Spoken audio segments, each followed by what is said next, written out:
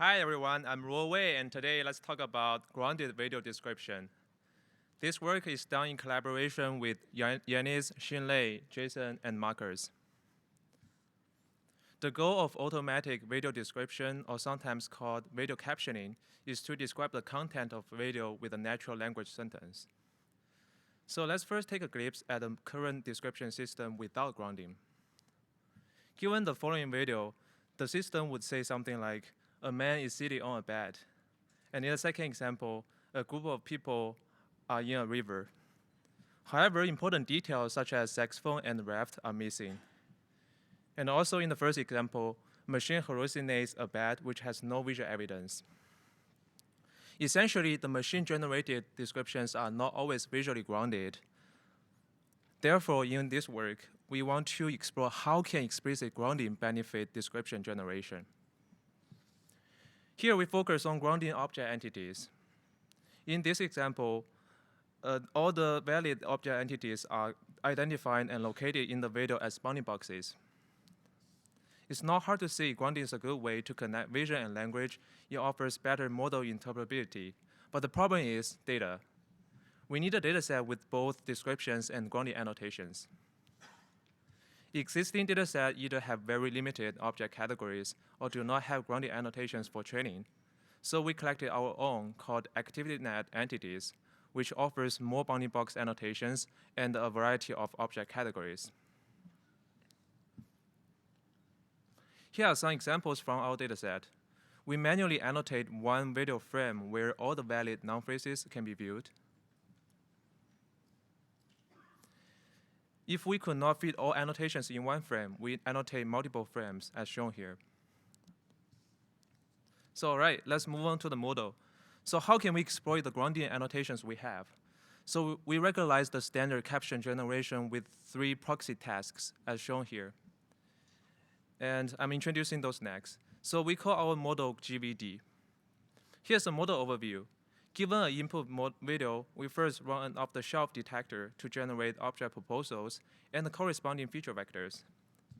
Our grounding module further encodes the region class and location info. Then during the language generation, we apply soft attention on the refined region features and perform a weighted sum on the features as input to the language module. So what makes us unique is that we explicitly provide attention supervision. In other words, telling model the right region to attend to during training. On the other hand, our grounding module locates the generated object words back into the video as a confirmation. The process is repeated until the end of the sentence. The final loss function consists of 4 parts: the standard language reconstruction loss, attention loss, grounding loss, and the extra region classification loss. For the experiments, we compare our supervised approach in red to the state-of-art methods mask transformer in gray and the baseline without bounding box supervision in blue. I want to convey 3 messages here. First, on automatic description evaluation, our proposed methods demonstrate comparable performance to state-of-art methods. Second, on the more reliable human evaluation, our full model outperformed the unsupervised baseline and the state-of-art methods by over 6%. Third, we measure the object localization accuracy at 50% IOU. Our supervised approach doubles the accuracy of the unsupervised baseline thanks to the bounding box supervision. This indicates the captions from the full model are more interpretable. Besides testing on our own dataset, we also evaluate an extension of our model for image description on Flickr 30K entities. We got similar improvements on both description quality and grounding accuracy. Going back to the example I showed you earlier, our full model generates more accurate and grounded descriptions. So see in the middle, now we have a raft and it's located as well. Here's another example. We recognize bike and did not misclassify the scene as a gym. To conclude, the main contributions are threefold: the new dataset for video description and grounding, the GVD model, and our grounding evaluation metrics. So we have released our code dataset, pre-trained models, and so for more details, please come to our poster session number 177 this afternoon. Thank you all so much.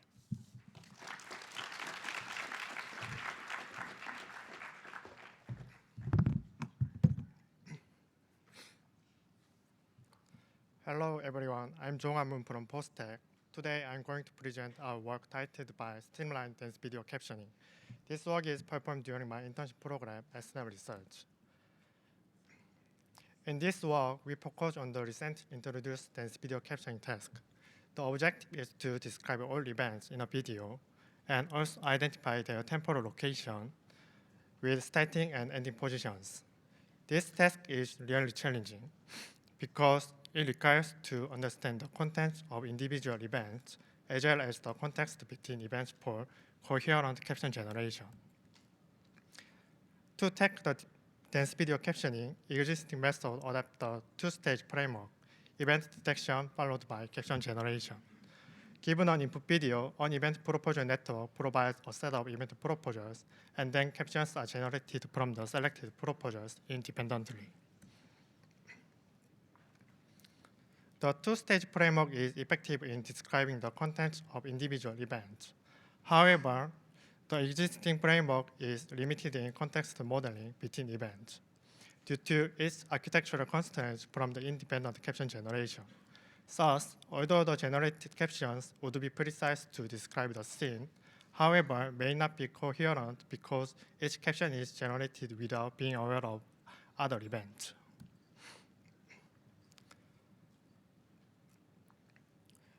To address the limitation in the existing framework, we propose a novel framework for dance video captioning based on the event sequence detection.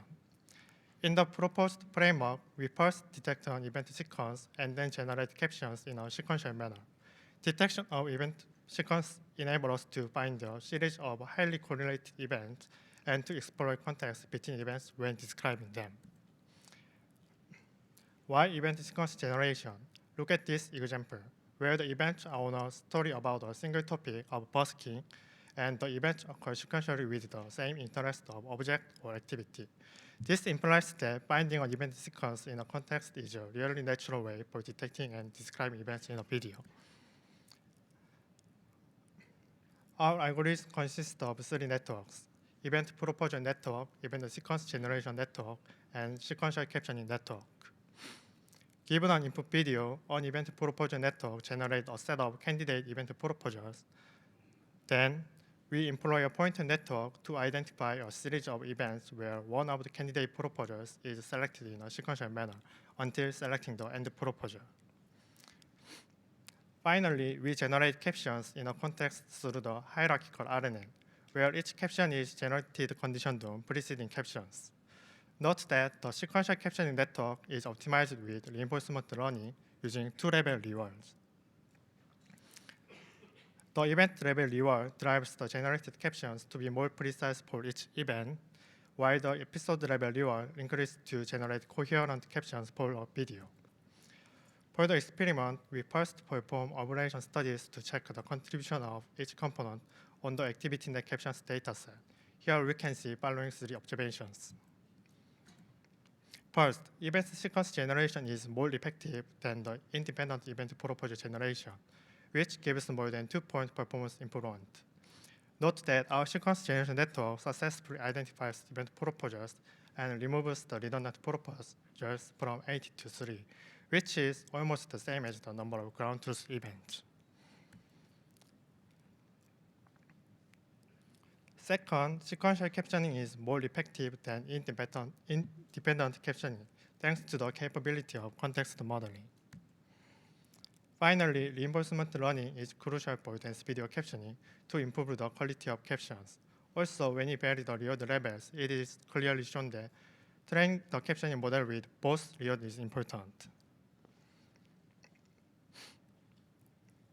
When you compare with the state-of-the-art method, our algorithm achieves the outstanding performance in both event detection task and dance video captioning task. Also, the qualitative example shows that the detected event sequence is highly overlapping with ground truth one, and also compared to the independent captioning, the sequential captioning enables us to model context and describe the last event with a temporal word continue. In conclusion, the event sequence detection is effective in the context modeling for dance video captioning. If you have any questions, please read the poster. Thank you.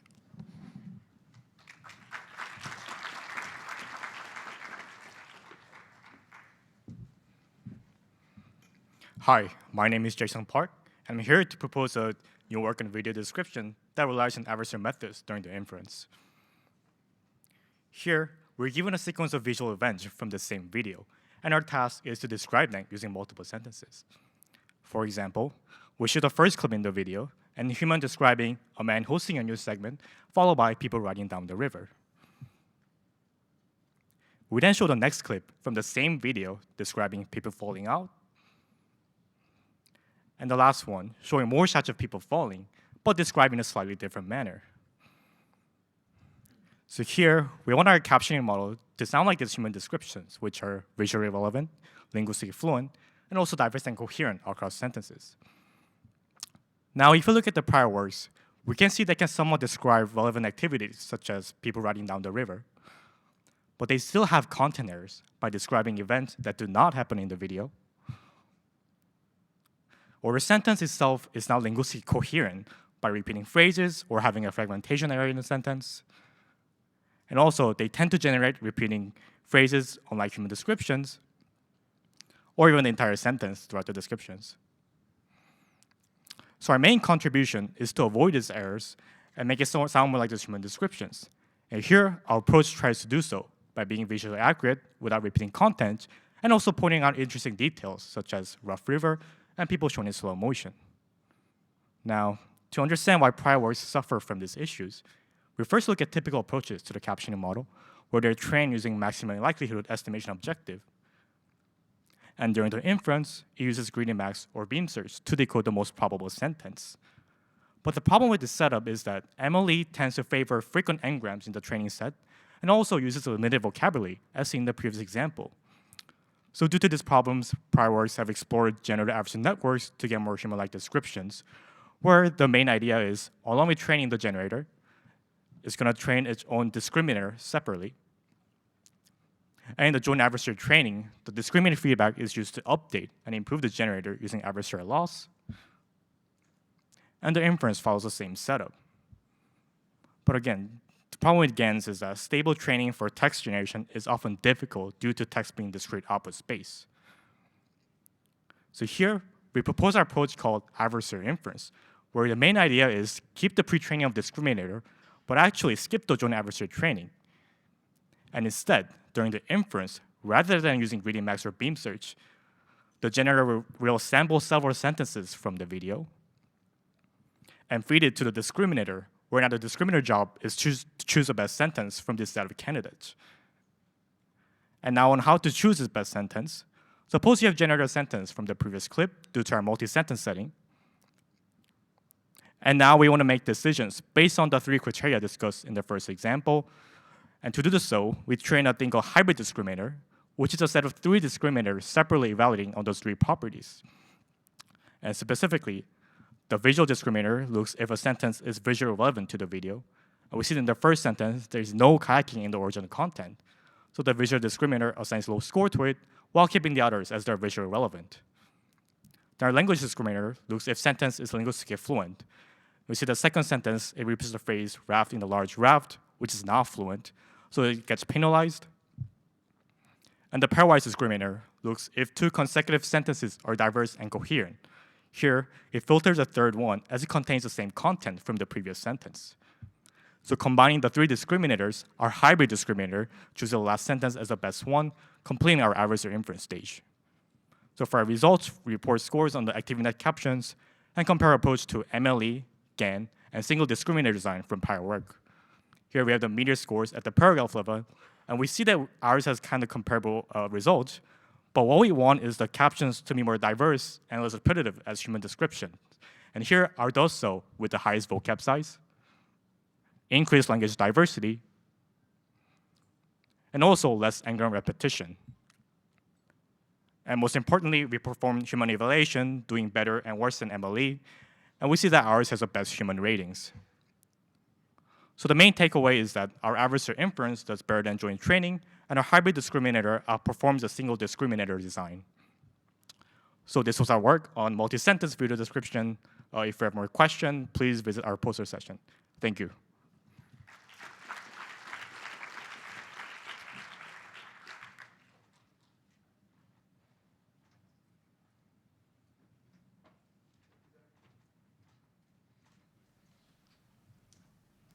If there are any questions, there are 2 mics on either sides.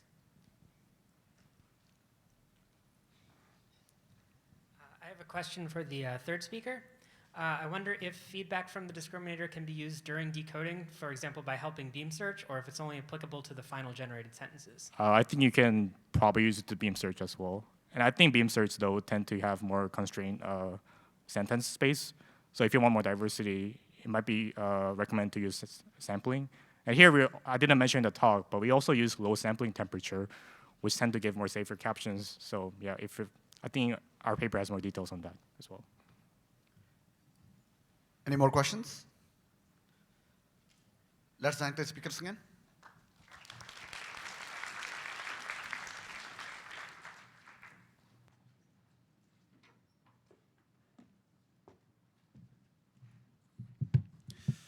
Hello, everyone. My name is Hao Wu from Fudan University and ByteDance AI Lab. I'm going to introduce our work, unifying visual-semantic embeddings, bridging vision and language with structured meaning representations. Visual-semantic embedding is a fundamental technique for establishing connections between language and vision. It aims to learn a joint representation space for the vision and the language. We studied the problem of establish accurate and generalizable alignments between visual concepts and textual semantic effectively based on rich but few data, which means we have large quantity of data, but we have very sparse in each sample, and paired but noisy annotations, which means we have set-to-set correspondence, but we have no fine-grained alignment. And even biased visual textual inputs, for example, table and chair always occurs, which makes them learn the sentence encoders usually pay attention to any part of the sentence, for example, the table. As a result, they are vulnerable to text domain adversarial attacks. There are 2 key points to solve the problem. The first one is the cross-situational learning, which is contrastive learning in the factorized visual semantic space, while most of work studies in the global sentence semantic space. And the second one is the semantic coverage, which can address the bias issue, and almost no existing work study this issue. Our model is based on semantic encodings of semantic components as well as image encodings for the visual input. Then, the local region and the global level alignment learning is adopted to learn the correspondence of visual and the semantics. The caption embeddings are obtained by the fusion of sentence representations and the semantic components, including objects, attributes, and relations, which explicitly enforce the semantic coverage. For each type of semantic components, we delicately designed the process of generating negative samples in the factorized semantic space rather than sampling negative captions from a human-built dataset to explore a large compositional space of semantics.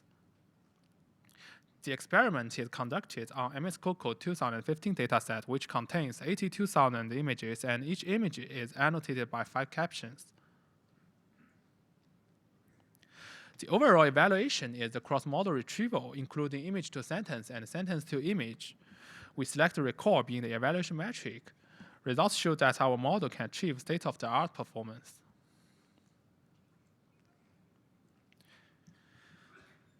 We also conduct the evaluation on image-to-sentence retrieval under the text domain adversarial attack. As shown in the figure, we randomly substitute some words by irrelevant words to generate fake captions to fool the model.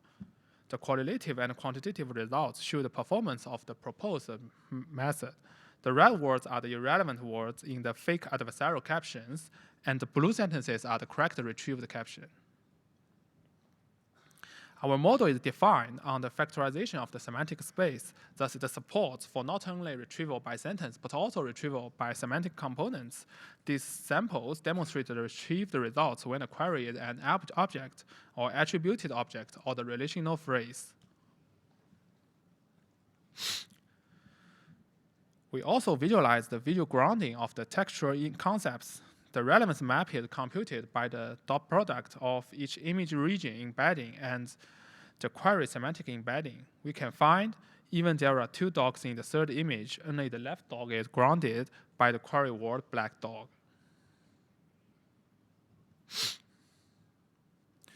And this is the visual grounding of the query white dog.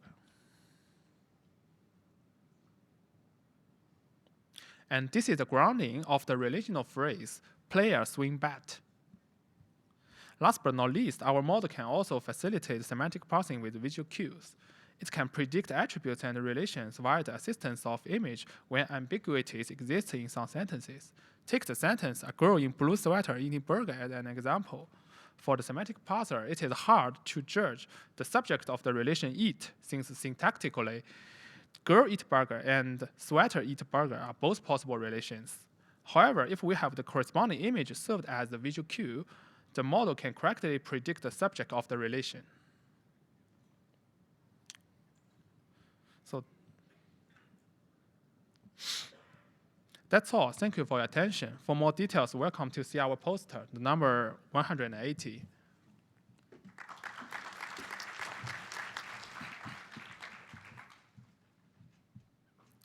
Hello, everyone. Today I will talk about learning to compose dynamic tree structures for visual context. My name is Kaihua Tang.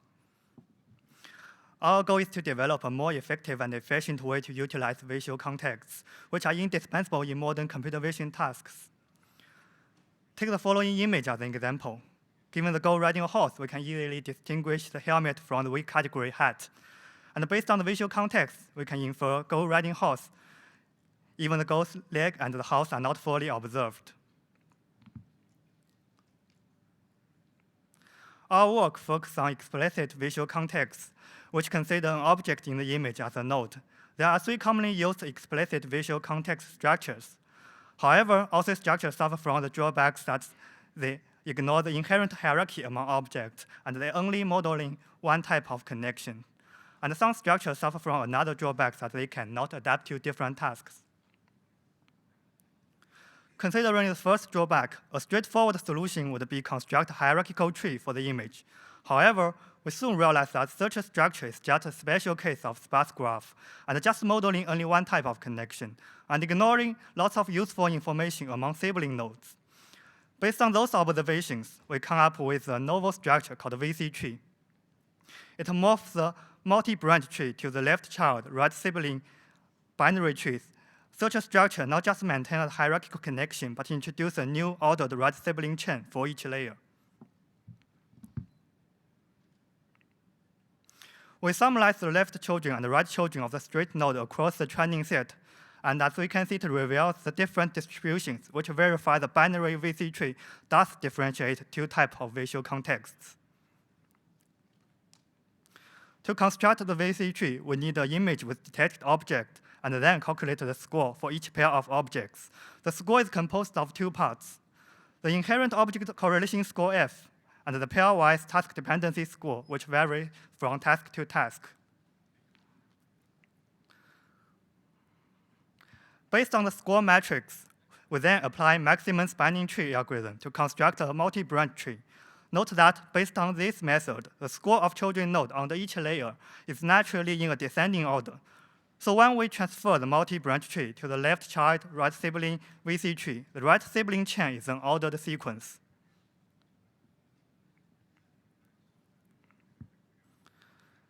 After the VC chain construction, we use bidirectional tree STM to encode visual context, then passing to the end task.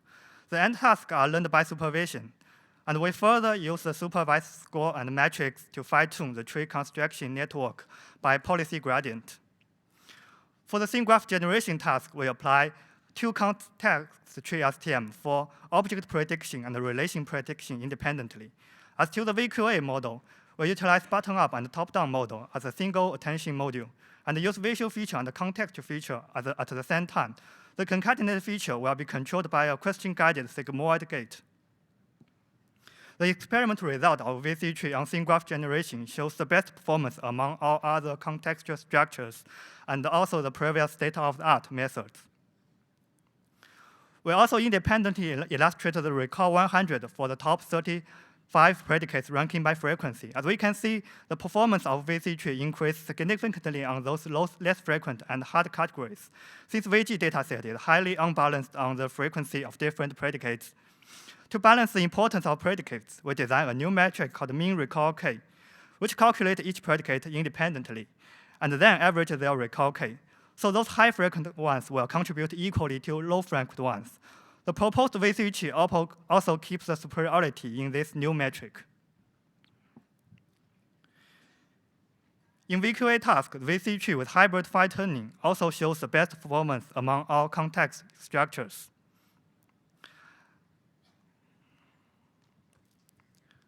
And in VQA, the overall performance is also ahead of previous state-of-art method in both test sets. At last, I will show some qualitative examples. For thin-graph generation, those blue predicates are correct, but not in ground truth. And those red predicates are different with ground truth, but given better interpretations, proving that contextual information can avoid predict weak and meaningless relationship.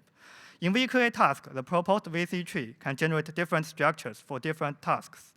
And the route will focus on the most related objects. If you are interested in our work, please come to our post at 181. Thank you.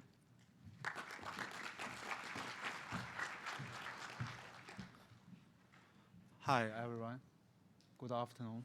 So I'm Hanwang from UC Santa Barbara, and this is a joint work with Microsoft Research. OK, so let's start it. Vision and language navigation is the task of navigating an embodied agent inside 3D environment by following natural language instructions. And in this work, we aim at resolving three critical challenges for this task: the cross-modal grounding, the AL-pose feedback, and the generalization issue. OK, let's first diagnose this task. OK, so the agent is usually spawned at a random location inside the house. And when given an instruction, it is supposed to follow the instruction and navigate to the destination. And this requires the agent to interact with the environment and ground the natural language instruction onto both the local visual scene and global visual trajectory, which is not visible to the agent.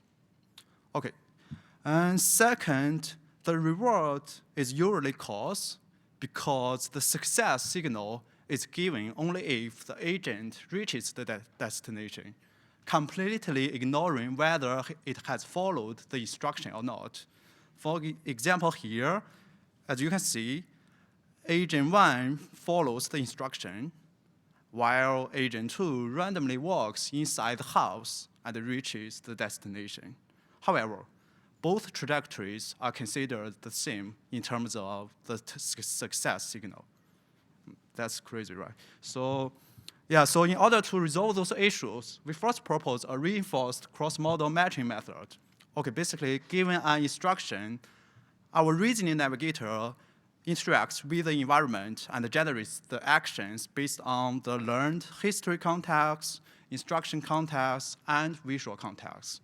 And then we can calculate an extrinsic reward from the labeled target location.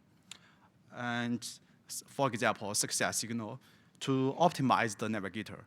And to further encourage the reasoning navigator to actually follow the instruction, we introduce the matching critic to evaluate to what extent the original instruction can be reconstructed from the generated trajectory.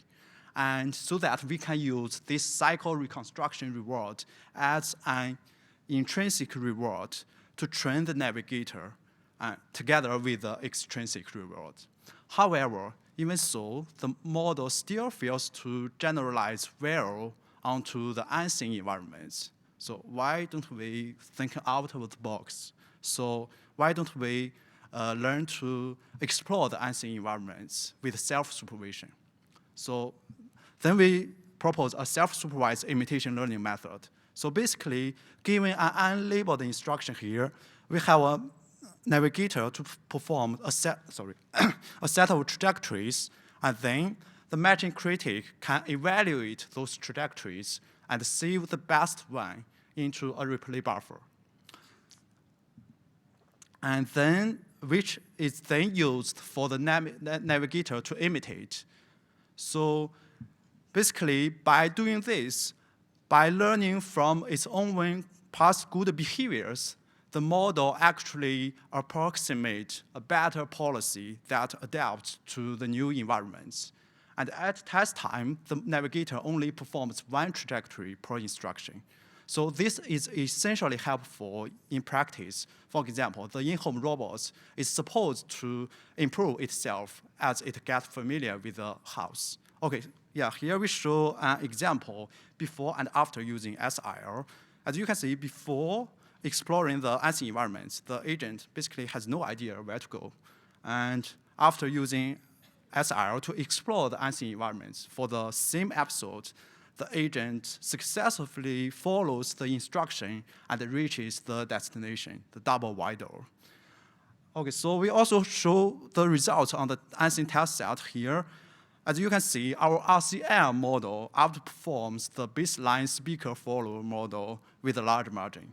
And then after the model explored the unseen environments with SIL, then the SPL score is hugely improved. And also, the performance gap between seen and unseen environments is also significantly reduced. Okay. Please see our poster for more details. Thank you.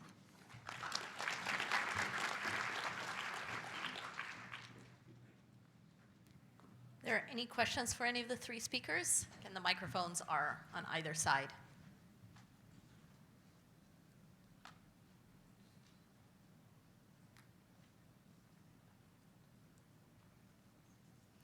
All right, if there are no questions, we'll move on to the rest. Thank you.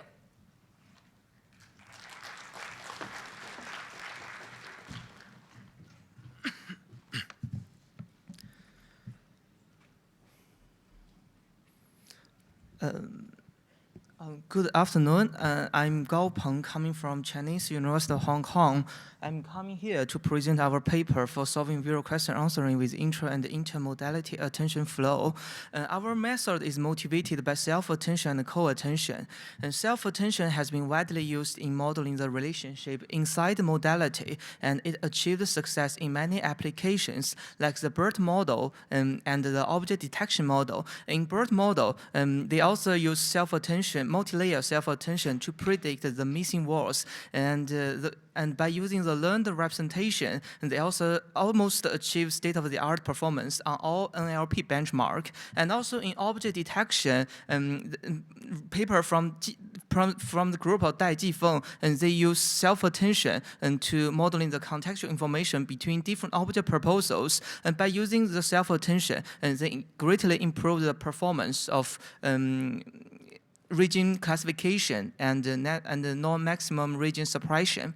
The other side is co-attention method, and different from self-attention, co-attention models the relationship between different modalities, and it also achieved in many different applications, like the hierarchical co-attention method using in visual question answering. And basically, in their model, each word features will aggregate feature from each visual regions and vice versa. And another application of co-attention is in optical flow. But in optical flow community, they usually use, I think, they call cross-attention or cost volume method. It's quite the name is different, but it's also very similar with co-attention. So by using the co-attention features, the optical flow can predict high quality optical flow compared with previous method. Motivated by self-attention and co-attention, we want to achieve best in both worlds. So we propose a module called intra and intermodality attention flow module. First, we use RCNN and GRU to extract visual features and question features. Then, inside our intermodality attention module, we have one intermodality and one intramodality attention flow module. So in the intermodality attention flow module, each visual features will aggregate features from the other question features and vice versa. It's quite like co-attention. After the intermodality feature fusion, we cascade an intramodality attention flow. Basically, it means each visual regions will aggregate information from the other regions, while each word features will aggregate features from the other word regions. And also, thanks to the residue and dense connection, we can cascade our modules up to 12 layers. And after several layers of feature fusion, we average pulled features from visual regions and question regions and multiply them element-wisely, and then we cascade a classifier to do the final answer classification.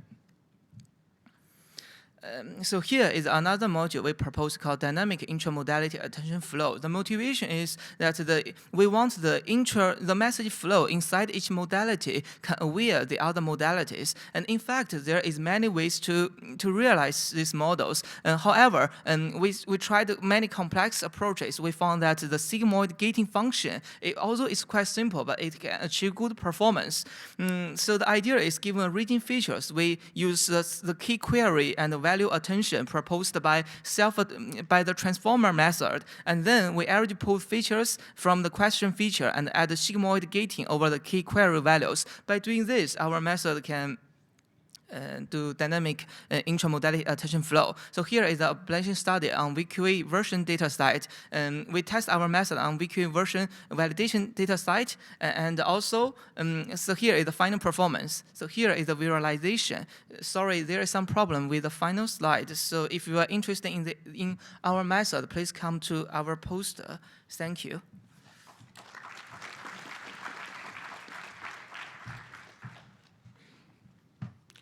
Hello everyone, my name is Meet and I'll be speaking about our work on cycle consistency for robust visual question answering. This is joint work with Shinle, Marcus, and Devi. VQA models are awesome. They have seen significant progress in terms of model architectures, feature extraction schemes, and state-of-the-art accuracy improvements over the past few years. While being increasingly powerful, VQA models also possess several undesirable traits. One of these undesirable traits is that they change their answer for slight rephrasings of the same question. For example, as you can see, the answer to a question like, is it safe to turn left by Pythia is yes, but the answer to can one safely turn left is no, and so on. So these leads us to ask two important questions. First, can we train VQA models to be robust to these linguistic variations by using as little supervision as possible? And secondly, how do we even evaluate VQA models for robustness to these linguistic variations? In this paper, we make an attempt to answer these questions and propose possible solutions. Firstly, we propose a cycle consistency inspired training scheme, which is fairly simple and model agnostic. You have a question, you have an image, you take your favorite VQA model and get an answer prediction A prime. Now you have an answer prediction A prime, you take an image and pass it through a visual question generation module and try to get a rephrasing of the original question as Q prime. Now you check if the rephrased question Q prime is similar to the original question Q using a learned gating mechanism, and if so, you pass it back to the same VQA model to get a second prediction A prime. The entire suite of modules is trained end-to-end with 3 different losses. First, the cross-entropy loss to train the VQA model. Second, the question consistency loss to ensure that the rephrased question Q prime and the original question Q are similar in intent. And lastly, the answer consistency loss to check that the answer produced A double prime for the rephrased question Q prime is similar to the ground truth answer A. It is important to know that our training scheme does not use any extra rephrasing supervision, and it is completely agnostic to the underlying details of the VQA and the VQG models and is applicable to any generic VQA, VQG model. Now that we have a training scheme in place, how do we evaluate models? First, we propose a large-scale VQA rephrasings dataset, which is an evaluation-only dataset based on VQA V2 validation dataset. It consists of 160K questions spanning over 40,000 images and has 4 questions in a question group. It also comes with a consistency score metric, which is used to evaluate VQA models to check their consistency over groups of questions with similar intent. To analyze the efficacy of our training scheme, we answer 4 simple questions. Does our training scheme make models more robust? We take 3 diverse VQA architectures, which have been previous state-of-the-art, and benchmark them on VQA rephrasings and check the consistency score. Now we train the same models, but with our cycle-consistent training scheme and evaluate them on VQA rephrasings. And we see that our scheme leads to significant improvement when we check for consistency across different question rephrasings. Second, we try to check if our training scheme can help improve performance on the core task of VQA itself, while it is not supposed to do so. So we take the baseline models, benchmark them on VQA test set, and we take the same models, train their cycle-consistent versions, and then benchmark them again on VQA test set. And we see that our training scheme helps improve core VQA performance as well. Recall that visual question generation, which is conditioned on the answer, is also an important part of our module scheme. And we see that our training scheme enables generation of better visual questions compared to previous state-of-the-art baselines. Lastly, we also check whether our training scheme enables model to detect self-failures, basically detect whether a question, image, and an answer pair is a valid or an invalid pair. And we find that our training scheme helps detect self-failures better than baselines. So all in all, to conclude, we propose a cycle-consistent training scheme to learn robust VQA models without using any extra rephrasing-based supervision. We propose a large-scale dataset, VQA rephrasing, which enables us to evaluate VQA models for linguistic variations, for robustness to linguistic variations. And lastly, we improve the state-of-the-art in VQA, VQG, and failure prediction. More details, code, and dataset is available at this URL. And I'll be very happy to answer all your questions and concerns on poster number 84 in the poster session that follows. Thank you.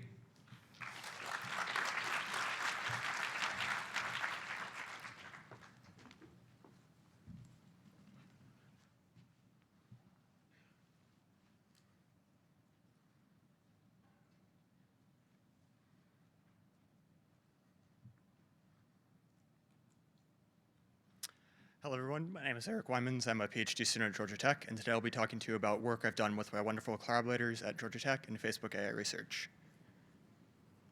Recently, there have been a number of works proposing to train robots as embodied agents in simulated environments with the ultimate goal of transferring them to reality.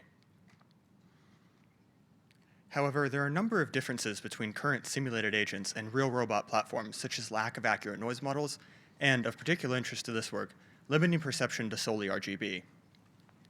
Real robots commonly have access to additional sensory information, such as depth, via point clouds. In this context, a point cloud is an unordered set of XYZ RGB tuples, providing access to both color and depth information. Point clouds are commonly utilized to represent depth information due to their ability to elegantly handle noise and missing values. In this work, we take a step towards closing the gap between simulation and reality by thoroughly examining the impact of additional depth information via point clouds on embodied agents. We do so in the context of the task of embodied QA. In embodied QA, an agent is spawned in an environment and then asked a question about that environment, such as what color is the car. They must navigate in the environment to gather information and successfully answer the question. We create the EQA Matterport dataset. Our dataset is built on top of scenes from the Matterport 3D dataset. We follow a similar procedure to embodied QA to generate questions. In total, we have about 1,100 questions across 80 houses and 140 floors. Next, we create agents for embodied QA. Agents for embodied QA can be roughly divided into 3 parts: a vision component, a navigation component, and a question answering component. In this work, we primarily focus on the vision component. Specifically, we look at 3 different variations: an agent that navigates solely from RGB using a ResNet 50-based encoder. This is similar to prior work.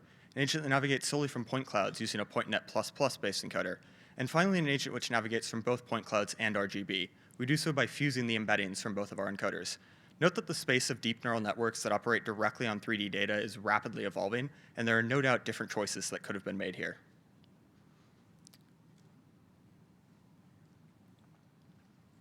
Next, we train our agents for navigation via behavior cloning of a shortest path oracle. At every time step, the agent is shown the previous sequence of ground truth actions and asked to predict the next. We draw our results across a large-scale ablation study of our navigator. Specifically, we look at 4 different visual input variations, 2 different language variations, and consider navigators with and without access to memory. These types of ablation studies are crucial when working with a multimodal navigator, as it allows us to accurately determine how effectively the agent utilizes each of the different input modalities it has access to. This type of ablation study was also independently recommended by Thompson et al. For this talk, at least, we'll look at 2 metrics, the first of which is the collision rate, which is how often the agent collides with its environment. The second is the view quality, which is how good of a view of the target the agent finds. We find that agents with only access to RGB collide with their environment more often and commonly fail to answer the question due to getting stuck. We find that agents with only access to point clouds, while colliding with their environment less often, seem to have a lesser semantic understanding of their environment and commonly fail due to getting lost.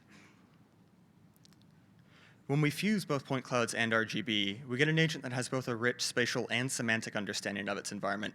is able to more commonly accurately perform its task than either of its counterparts which navigate solely from a single input modality. And for folks working in this space, we also do a whole bunch more. We find a naive baseline that performs well under the evaluation procedure of DOS et al., highlighting how seemingly small decisions can have a large impact in this space. We also find that during training, an agent which simply repeats the last action at every time step does quite well, as it's given the ground truth path up until that point as input. During evaluation, however, this same agent performs quite poorly, as it must navigate freely. We propose a simple yet effective method to help mitigate this. And that navigator ablation I mentioned results in this massive table containing a number of interesting trends. Finally, I'd like to plug some recent work. I, along with a large team of collaborators, have recently released AI Habitat, which is a platform aimed at accelerated embodied AI research. And I'll just say that having Habitat would have greatly helped with this project. In this work, we've taken a step towards closing the gap between simulation and reality by thoroughly examining the impact of additional depth information via point clouds on embodied agents. If you'd like any additional information, please come to our poster ID 185. Thank you very much.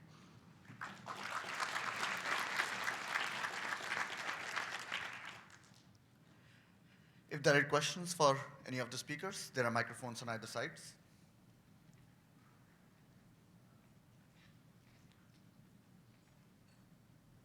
This one. Yeah, so I have a question for the second presenter. So I just wonder if the cycle consistency is really valid for the question answering setting. Because, like, for example, of the image of the two cats, the question is whether the two cats fighting each other. So the answer is yes.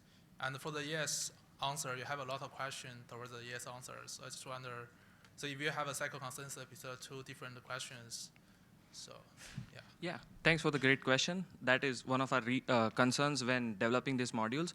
And as a reason, besides passing the image, the answer, we also pass the attention that the model had in the first pass of the VQA stage as an input to the visual question generation. So it knows where to attend when generating the question. So if the answer is yes and there are cats, it will generate a question which is relevant to that part in the image. Let's thank the speakers again.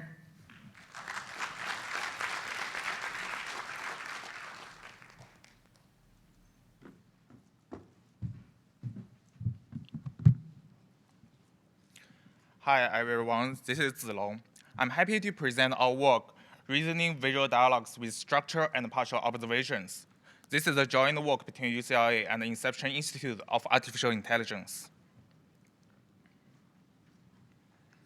Visual dialogue is a new task proposed in CVPR 2017. The task is that, given image I, a dialogue history H, and a follow-up question Q about the image, the goal is to answer the question. There are a couple of challenges raised in visual dialogue task. It requires the model to represent and understand a series of multimodal entities and reason about rich semantic relations and structures among them. An ideal inference algorithm should be able to find out the underlying semantic structure and give a reasonable answer based on this structure.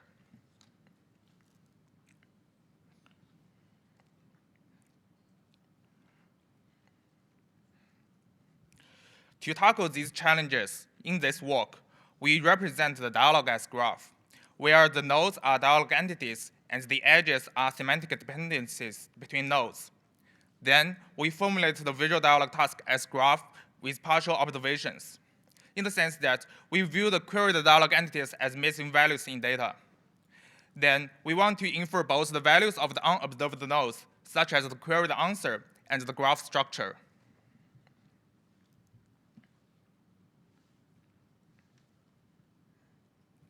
Specifically, we encode the dialogue as Markov random field, where some nodes are observed. Then we formulate a solution based on the EM algorithm to infer both edge weights and unobserved node values. We also provide a GNN approach to approximate this inference procedure.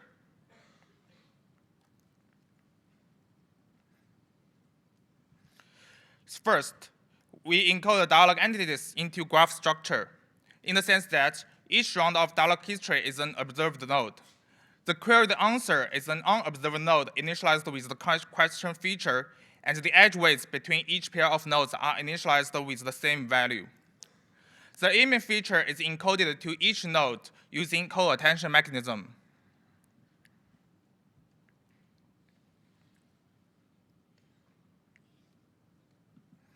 Given the initialized graph, the EM inference procedure goes like this.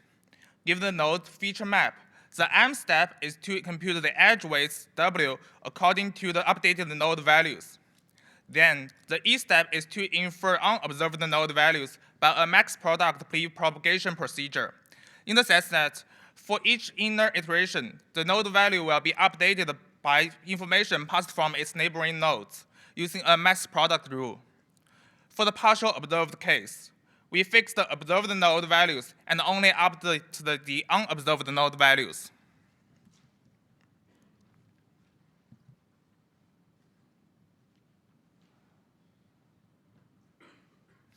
The EM process continues until converge. Finally, a decoder such as a discriminative decoder or a generative decoder will be appended to achieve the final results. We evaluate our model on this style dataset using the same evaluation protocol proposed by Visual Dialog. We show that our model outperforms most of previous models among all metrics. Ablation study of different configurations of our methods are also performed to evaluate our model.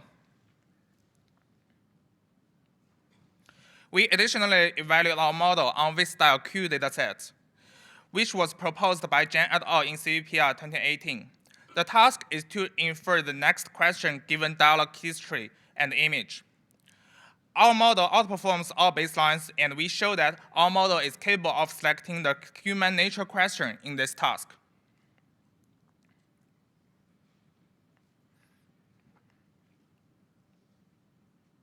As a conclusion, in this work, we propose a graph representation for visual dialog task.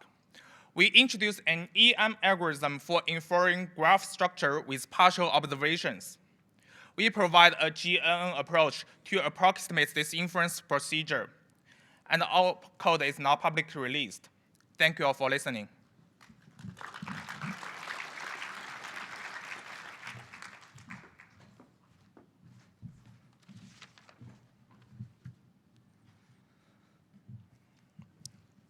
Good afternoon, everyone. I'm Liu from Mimi University of China. Today, I'm going to represent our work in the Visual Dialog task. The Visual Dialog is a variant language task proposed in 2017, giving the image as visual context, the dialog history, and the follow-up question as a query. The model is required to return a free-form answer based on the visual content. Note that the main difference between visual dialog and visual question answering is the dialog history, which leads to another challenge of visual co-reference resolution.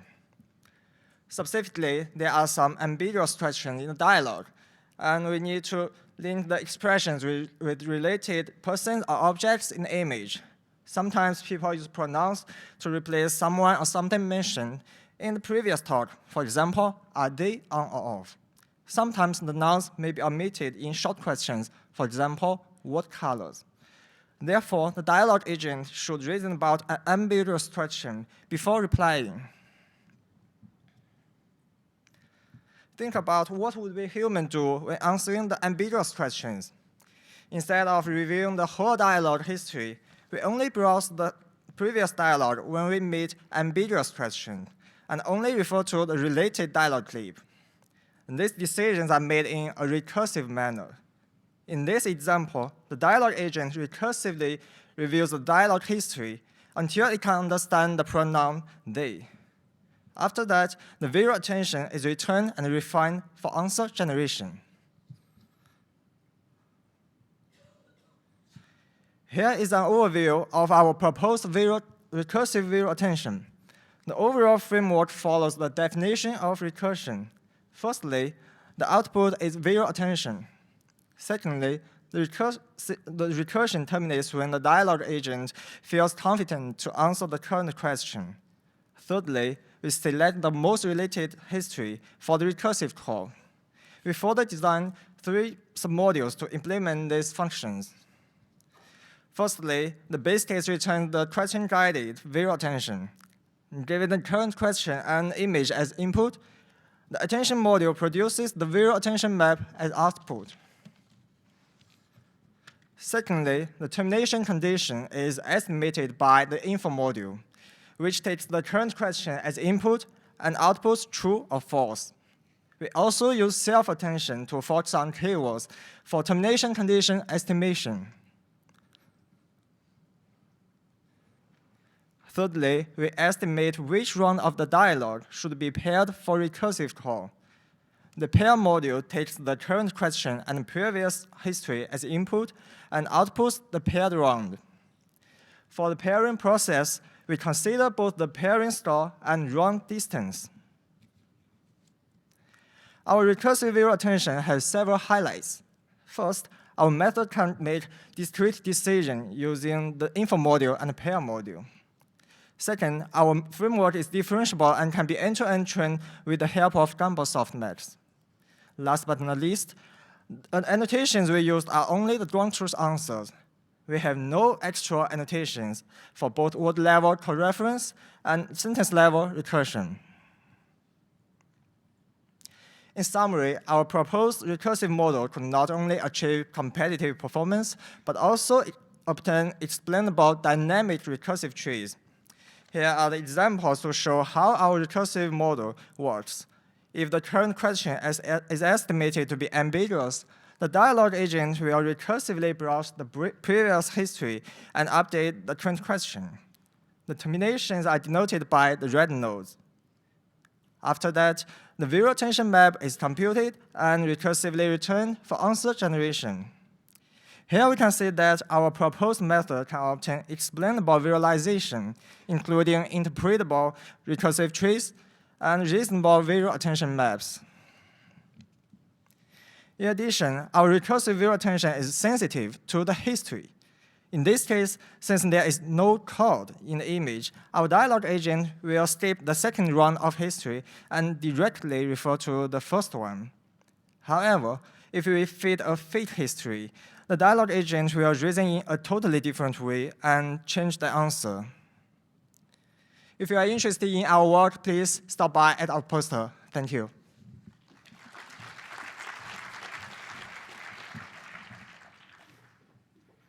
Good afternoon, everyone.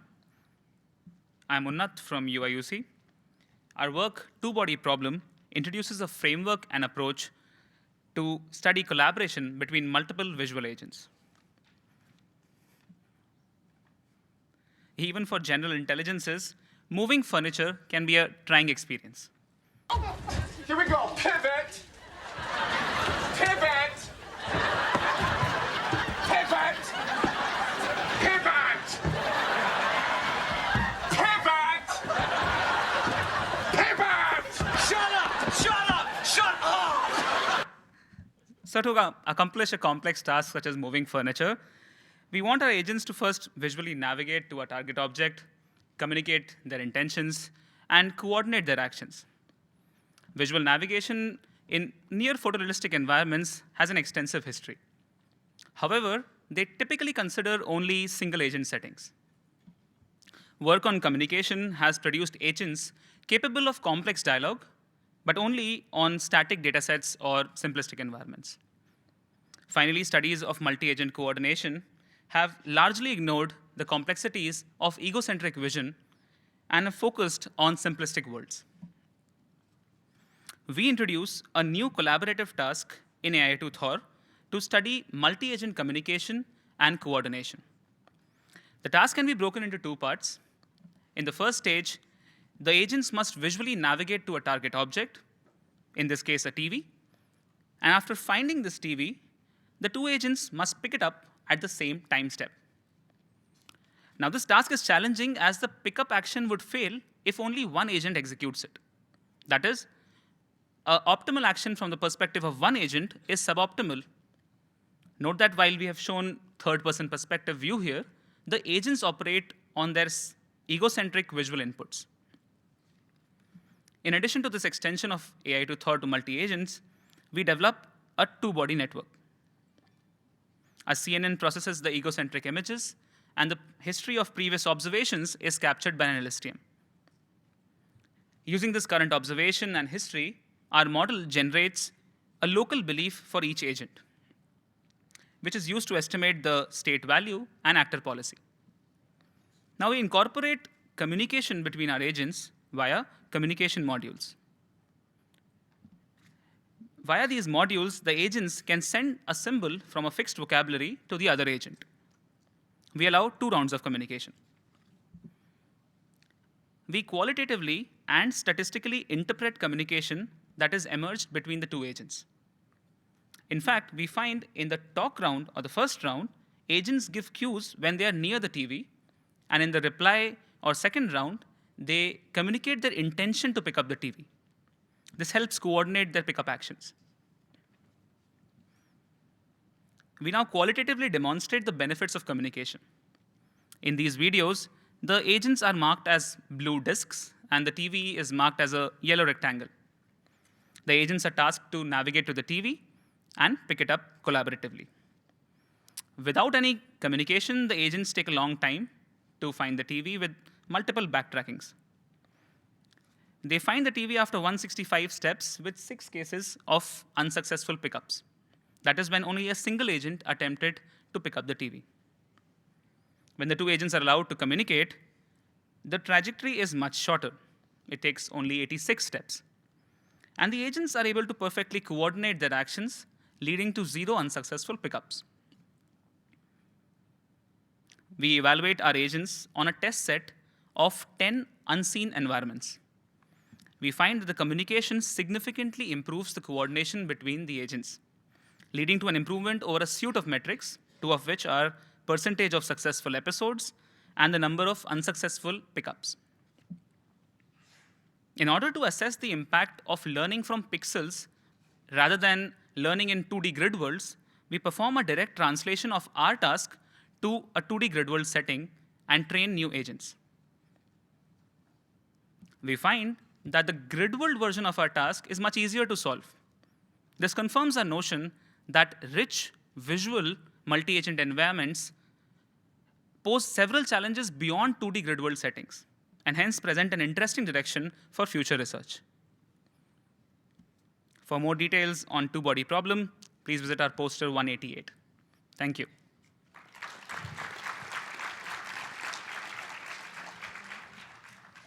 Any questions about visual dialogue or about collaboration?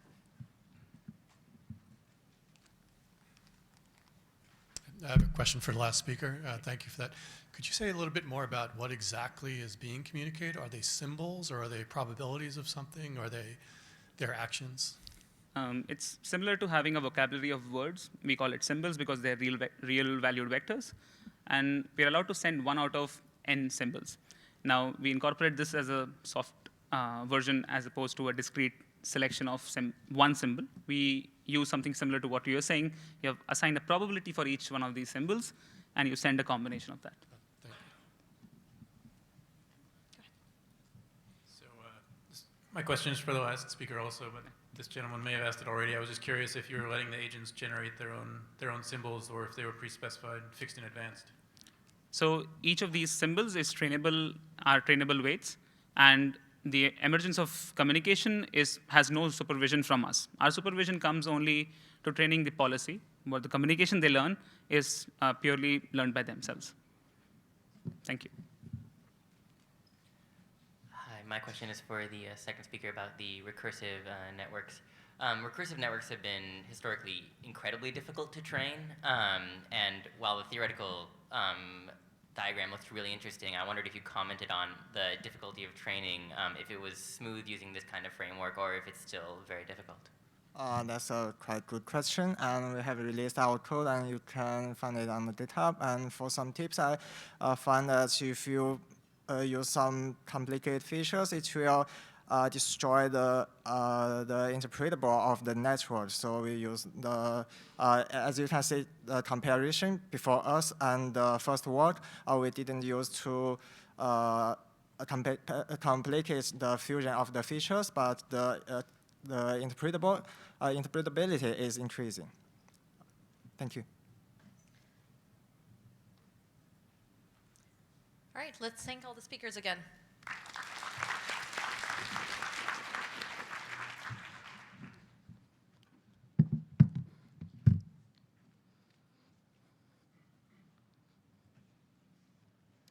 My name is Zhou, and I'm a PhD student at Stanford University.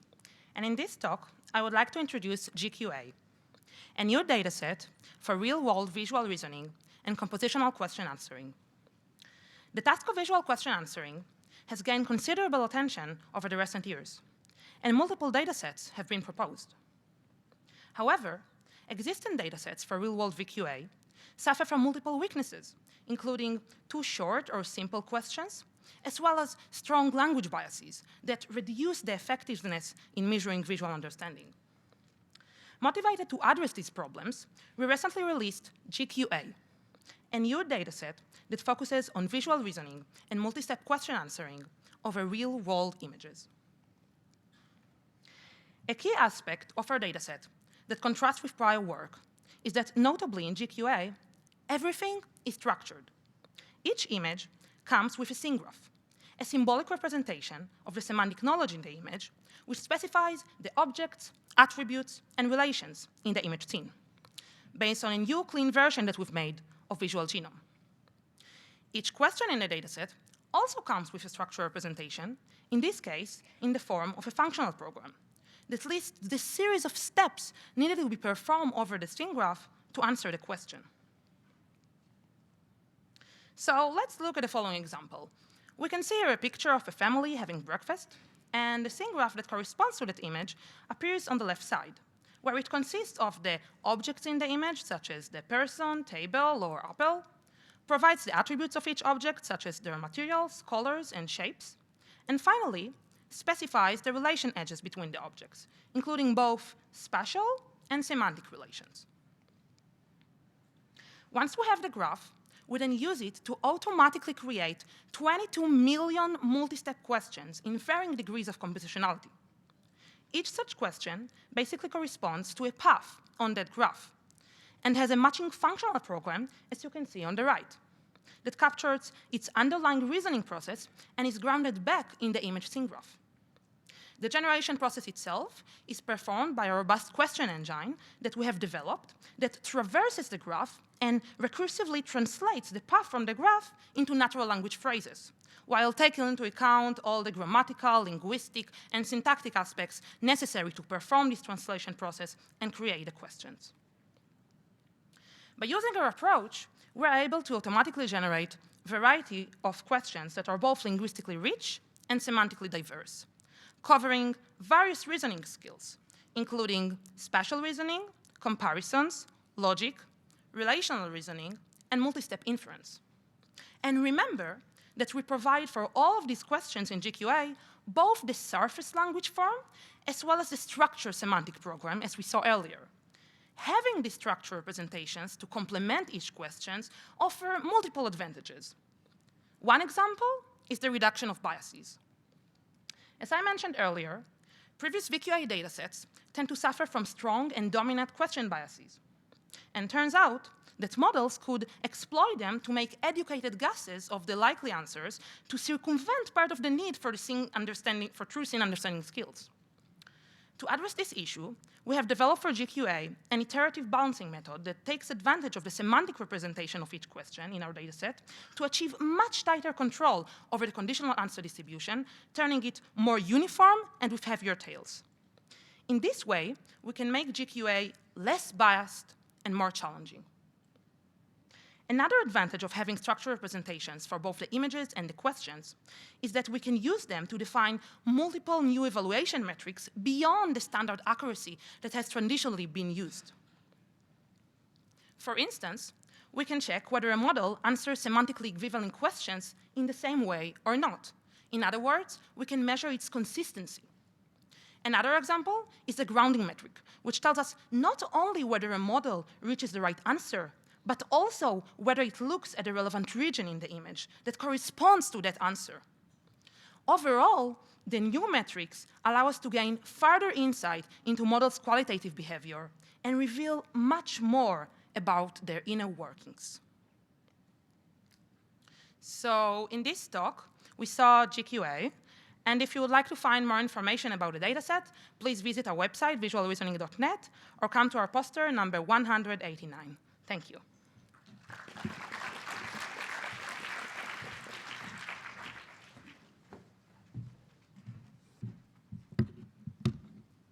Hi, everyone. I'm Fudan from the University of Virginia. The paper I'm going to present is called Text-to-Scene, Generating Conversational Scenes from Textual Descriptions. Latest text-to-image research is dominated by GAN-based methods. While demonstrating remarkable results, this method still has difficulties generating complex scenes with multiple interacting objects.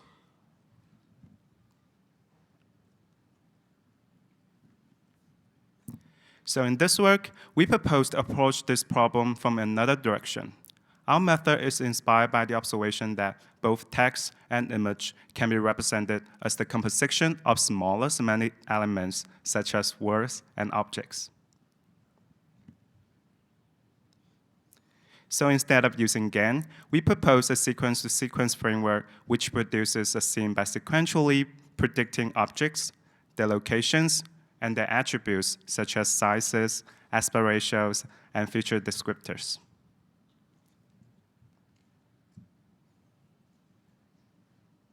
We show that the proposed framework can handle the generation of different forms of scene representations, including cartoon-like images from the abstract scene dataset, object layouts, and synthetic images from the COCO dataset. This is an illustration of our model. It consists of a text encoder that produces a latent representation of the input sentence, an image encoder that encodes the current state of the generated scene,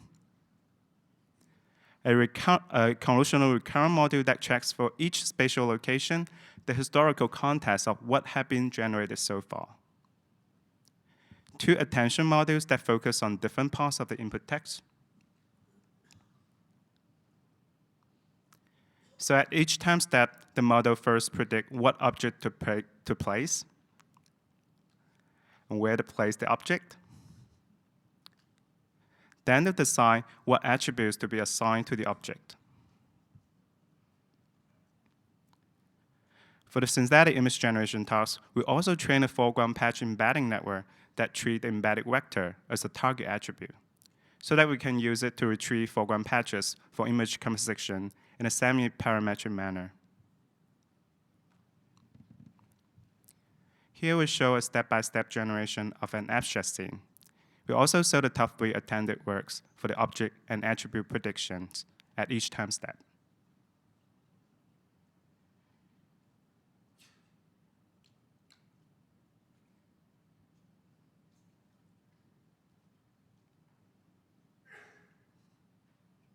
Our model can also handle the generation of bounding box-based layouts of real images by treating the size and aspect ratios of each box as attributes.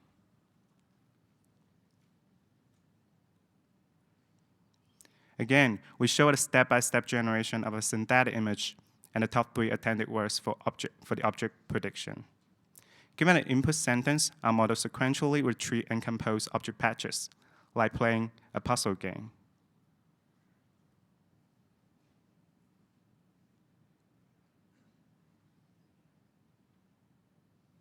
As the output composite image may show gaps between patches, we also use an existing in-painting network for post-processing.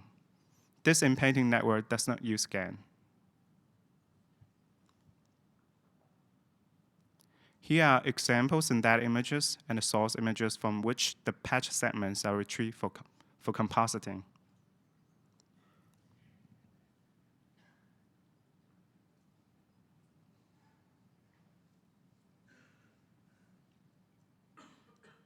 We compare our approach to the latest GAN-based methods. Experimental results shows that our method achieves near state-of-the-art performance on automatic metrics. Human subject evaluation showed that 75% of people prefer our results compared to the best GAN-based method.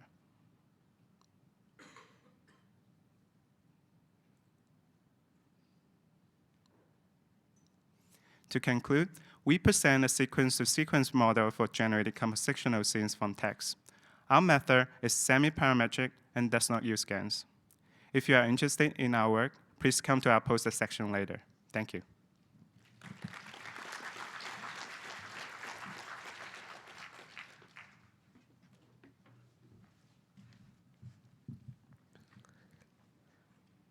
Hey everyone, I'm Rowan Zellers from the University of Washington, and I'll be presenting our paper, From Recognition to Cognition, Visual Common Sense Reasoning.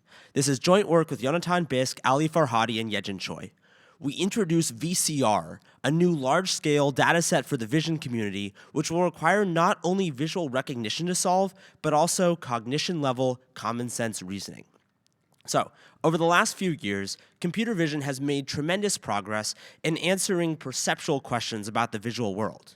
For instance, a machine can detect many of the objects in the scene and provide high-quality segmentation masks. However, these objects and even their low-level attributes don't by themselves tell the whole story. Let's just look at the four main people for the moment. There's person 3, the waitress, and person 1, 2, and 4 sitting at the table. What I want to know is, why is person 4 pointing at person 1?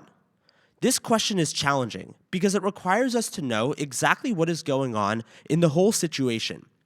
Person 1, 2, and 4 are at a diner. They have previously ordered food. And person 3 is the waitress who is bringing them their food. She has several plates in her hand.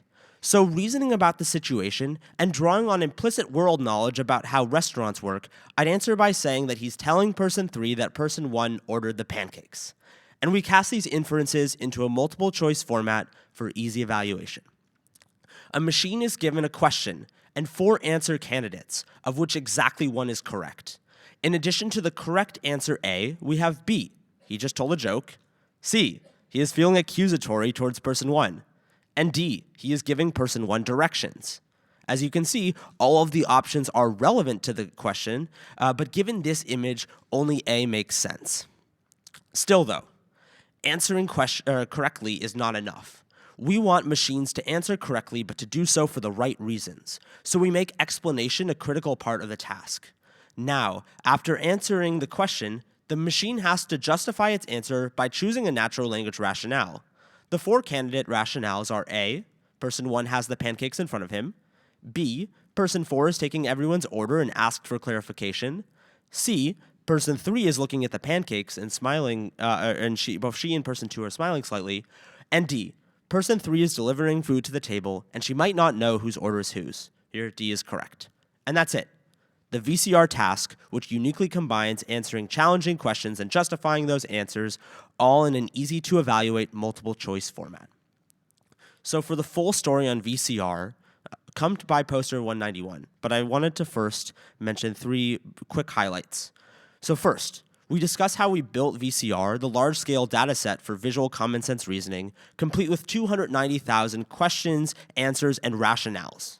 Second, many large-scale VQA datasets have unwanted language-only biases. We introduce adversarial matching, which is a strategy to minimize those biases by matching challenging answer candidates to each question. And third, we introduce what we call recognition to cognition networks. It's a first stab at the kind of layered inference you would need in order to answer cognition-level visual questions. So here's a brief overview of how it works.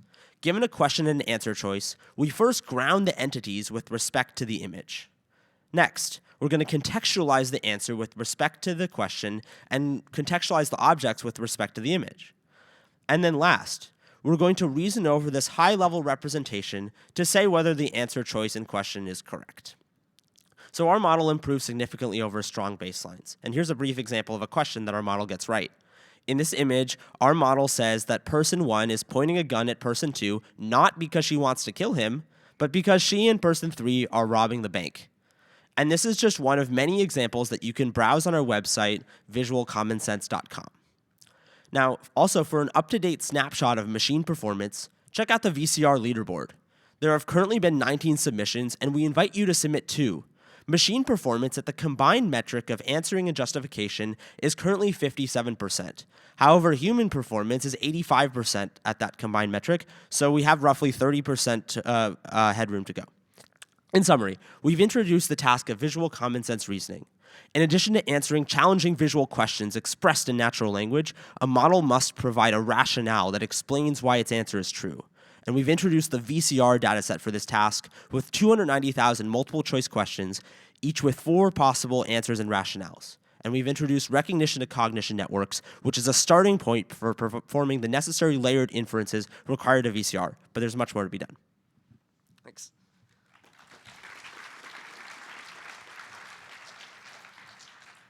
If there are any questions, there are mics on either side.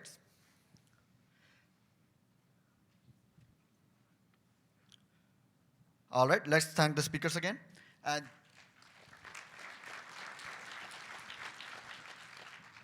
And just a reminder, this is the last session, so please don't get up and leave after the session ends. Let's give people a chance to ask questions. We thank the speakers, and then everyone can leave. Thank you.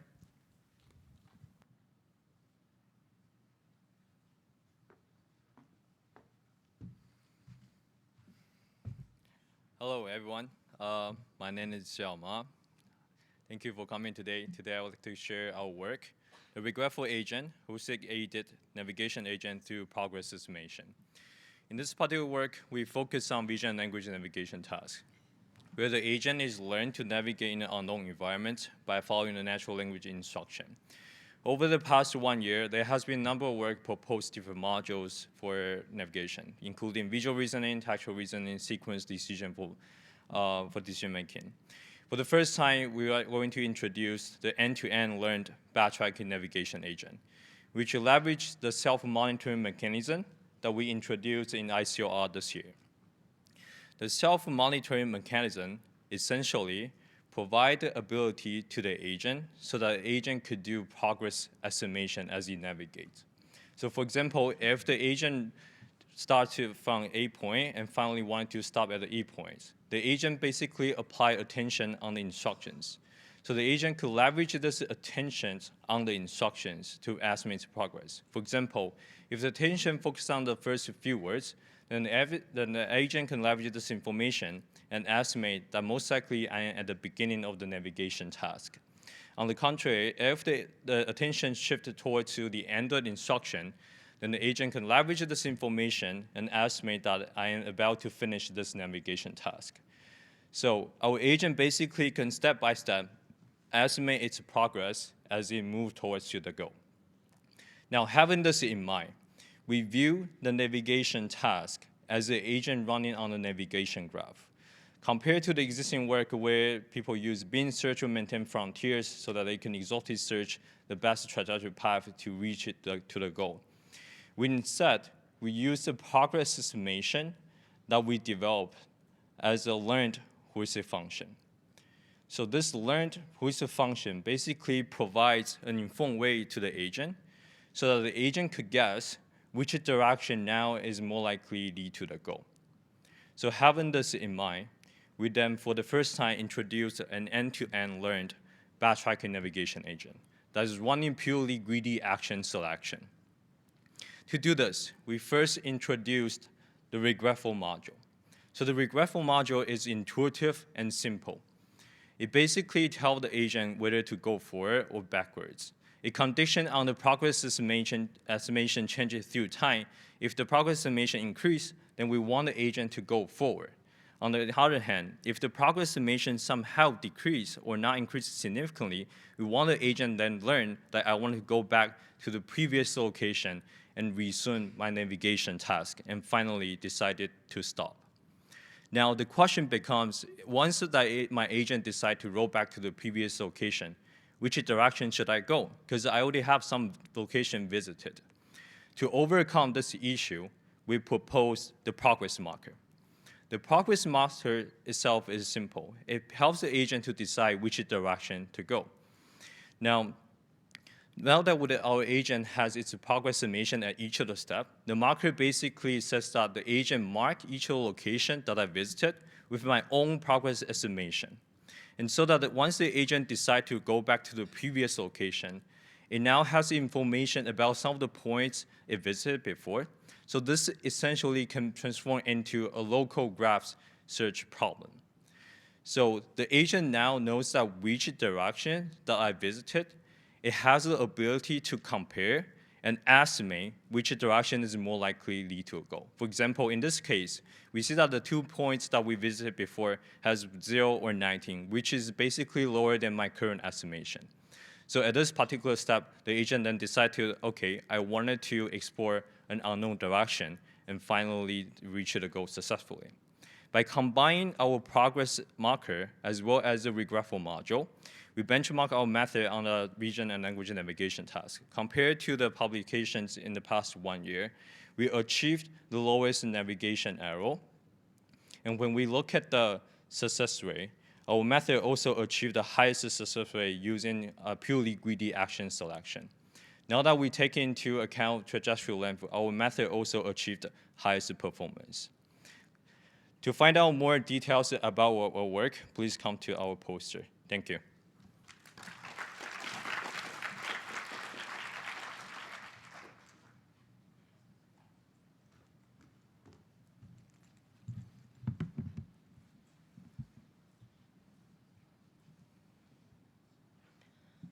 Hi, everyone. I am Linjie from University of Washington. I will be presenting my work on tactical rewind for the vision and language navigation task. We proposed a simple plug-and-play method to improve the neuron estimators, and we do not require training neural network. So how does our framework work? Well, let's first recap the vision and language navigation task. The goal of this task is to make an agent that can navigate a house using natural language instructions. The agent is evaluated by success rate and efficiency in unseen environments. Most of approaches formulate this as a translation task and use neural models to handle it. They construct neural models from the instruction paired with a current observation to produce an action. As with most sec-to-sec tasks, these models benefit hugely from beam search, but beam search means rolling out potentially hundreds of passes in a word. Well, if I tell my robot to meet me in the living room, I don't want it to try 100 different paths first. So what the currently neural models lacking is the introspection ability that human does when following instructions. When humans follow instructions, they can consider the accuracy of their previous decisions even given only a partial trajectory. So we're not alone in asking these questions. Thankfully, we can leverage decades of robotics and search literature to improve our agent. We bring this all together in our FAST framework. The key is to explicitly reason about the search frontier. Here, the agent's frontier is a one possible next action. As the agent explores, the frontier area grows. Eventually, the agent, like any person exploring the new environment, is faced with a few questions. First, did I reach the target? Second, maybe I'm lost? Or maybe I should backtrack? But if I want to backtrack, where should I backtrack to? So if the agent feels it's lost, we pointed out that the agent can think back on all the edges on the search frontier and decide on which one looks promising and backtrack to there. After the backtrack, the agent can continue the search. However, as the search proceeds, the agent is constantly reviewing these 4 questions until the agent decides to stop and the agent feels confident that it has found the target destination.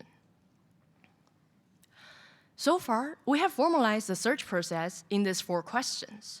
However, how should any agent answer these questions? Well, should we go ahead and for each question train a massive big neural network? Of course we could, but maybe we can just use the ones we already have. We have already many neural models who are very powerful estimators, thanks to all the hardworking researchers. These models already have the learned information that is key to answer these questions, but these neural models need structured decoding to be successful. Though the neural models are all trained to do greedy decoding, If we only change the decoding schema, we can reuse the same neural networks for global reasoning.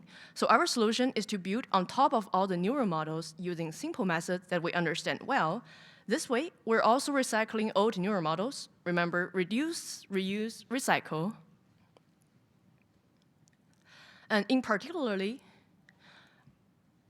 our model is using the sequence of action logics on each pass. We also use the progress monitor score and the speaker score for each pass. We eventually would combine all of them using either a simple addition function or a shallow neural network. So without any addition to the training, we get immediate success rate and efficiency. And our model can be plugged into any neural agents to boost its success without training any new neural model. At the time of submission, we took the previous state of the art and created the new state of the art. In summary, we introduced the new plug-and-play procedure that lets us reuse all the new or existing neural models, but more successfully, more efficiently, and without retraining. Hence, simple search is superior. If you're interested, stop by our poster at 193. Thank you.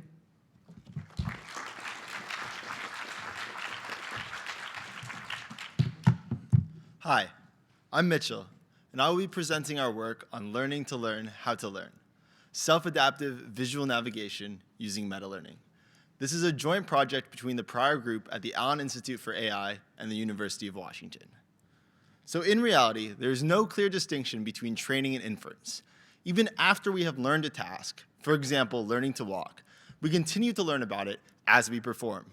This allows us to overcome new obstacles like puddles, even though we may make some mistakes along the way. Of course, this is in contrast with modern supervised machine learning, where we often have a neural network whose parameters we learn during training, but freeze during inference. In this work, we instead propose to learn to adapt. We are then able to adapt to a new environment during inference and learn from our mistakes. We explore this method in the context of visual navigation. Given a target class like television, the agent must navigate to an instance of this class. Once the object is visible and the agent is close enough, it must issue the done action to successfully complete the episode of navigation. Our experiments are conducted in AI2 Thor, an interactive and near photorealistic environment for training AI agents. We use 120 different scenes and 19 different objects. So how does this model actually work? Well, we begin with initial parameters theta naught, which we use as our model initialization.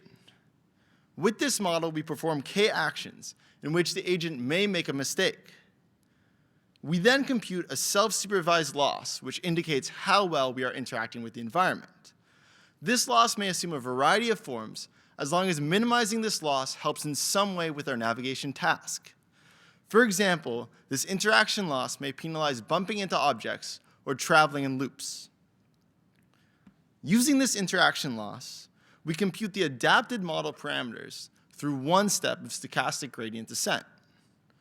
With this adapted model, we complete our episode of navigation. Hopefully now we will be able to avoid the mistakes that we are previously making.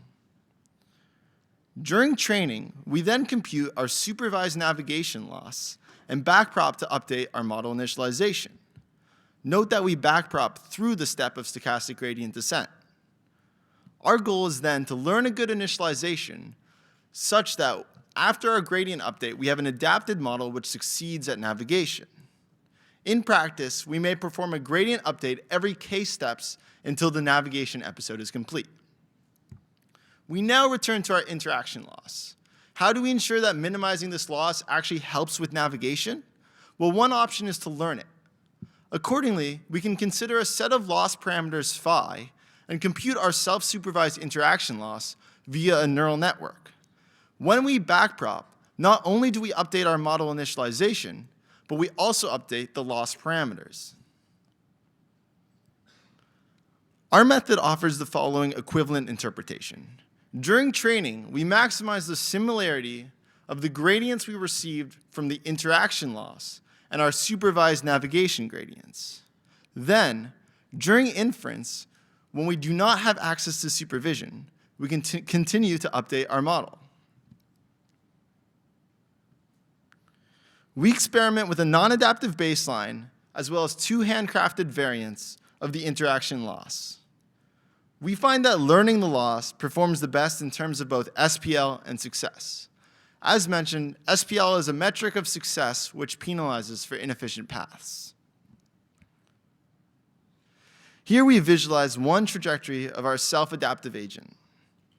You see that the agent still bumps into objects, but is able to correct itself after an interaction gradient, which is shown in blue.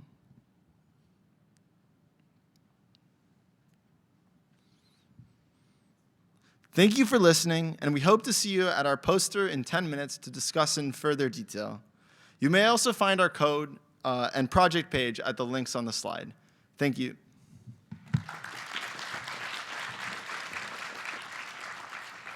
If you have a question, please come up to the microphone. Otherwise, please stay seated for a couple more minutes.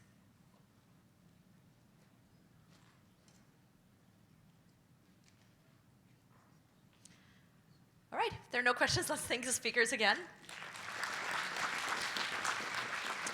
And this concludes the session.